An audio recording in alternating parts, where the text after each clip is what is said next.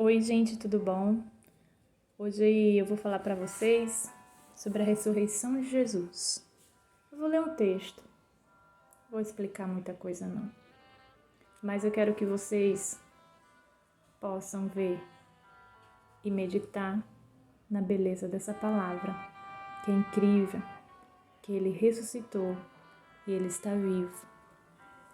E em João, foi um dos seus discípulos e apóstolos, fala no capítulo 20, do versículo 1 apenas ao 10. Diz assim: No primeiro dia da semana, Maria Madalena foi ao sepulcro de madrugada, sendo ainda escuro, e viu que a pedra fora removida do sepulcro. Correu, pois, e foi ter com Simão Pedro e o outro discípulo, a quem Jesus amava. A gente deduz que seria João, né?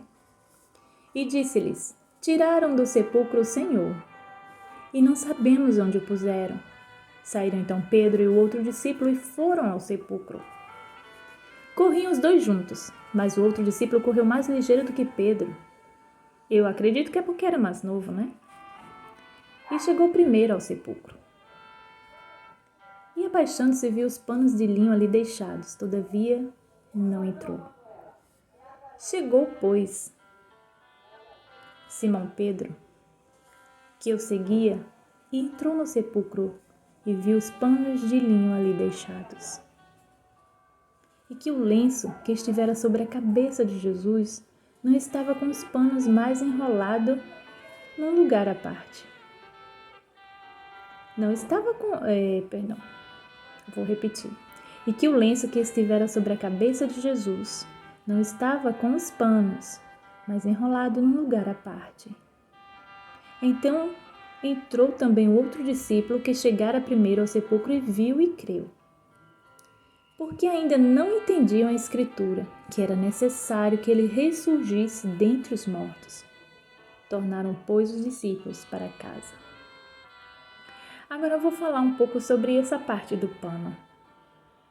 Já existe, lógico, outros sites, outros lugares falando que tinha um costume judaico que quando em relação ao servo e o senhor, que ia pôr a mesa para o amo, né, que dizia, o senhor o amo, comer, se alimentar. E depois, quando ele terminava, ele limpava o rosto, a barba, as mãos, a boca, com o pano que ficava ao lado, limpo, enrolado ou dobrado, né? E quando ele terminava, ele usava e deixava lá depois, né? Já usado, já mexido.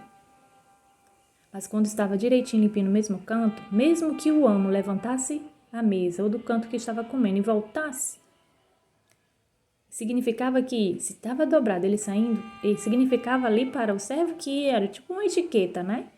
Que ele ainda ia voltar para comer, ou para terminar a refeição, a alimentação. Mas se ele já tivesse terminado, ele logicamente estaria colocando o pano de outra forma. Aí o amo identificaria que ele voltou, que terminou. Mas aqui, alguns relacionam esse versículo que diz, o 7º que diz, e que o lenço que estivera sobre a cabeça de Jesus não estava com os panos, mas enrolado num lugar à parte. Quer dizer, estava limpo no canto, do mesmo jeitinho, como se não tivesse sido usado. E que ele demonstrava ali a situação do pano, que uns consideram de que ele voltará, eu voltarei. Interessante isso, né, gente? Achei bacana fazer essa interpretação assim com essa metáfora do pano relacionada à etiqueta. E que para nós significa muito em relação a que Jesus vai voltar para levar os seus. Não estou dizendo que Jesus vai voltar à terra, passar por tudo de novo, não. Ele vai ele vai buscar os seus no grande dia, quando ele voltará. Como a gente já falou, como do ocidente ao oriente, como um relâmpago, né? Como a gente já falou em outro vídeo. E aqui, quando os discípulos viram, o que correu mais à frente, a gente deduz que seria o João, né? Por ser mais novo, o discípulo que mais ficou apegado a Jesus. Acho que como um irmão mais novo mesmo, porque... Acho não, mas era discípulo, mas era como irmão também, né? E ele, por respeito a Pedro também, ele não correu para dentro do... Lógico que ele queria ver com os olhos, queria ver, ressuscitou, ver para...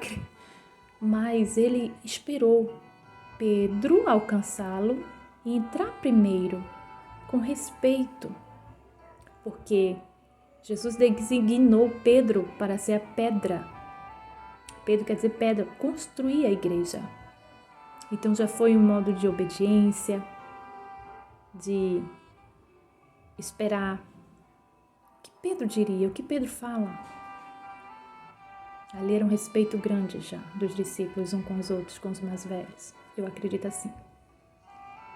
E é maravilhoso saber que nessa Páscoa, a nossa Páscoa verdadeira não é coelhinho, não é chocolate.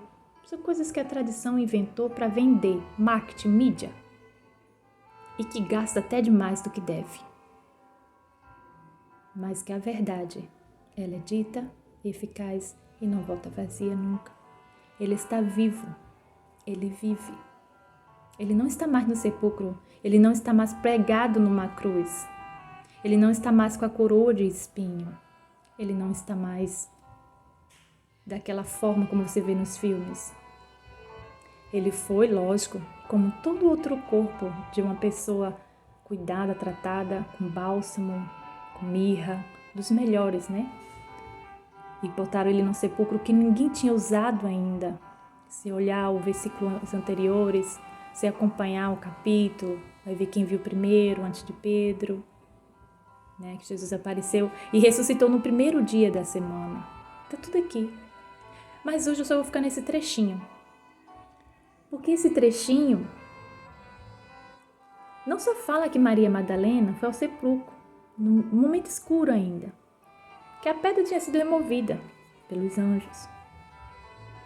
E Simão Pedro foi lá e viu e voltou. Mas eles ainda, o 9 diz que eles não entendiam a escritura, que era necessário ressurgir dentre os mortos.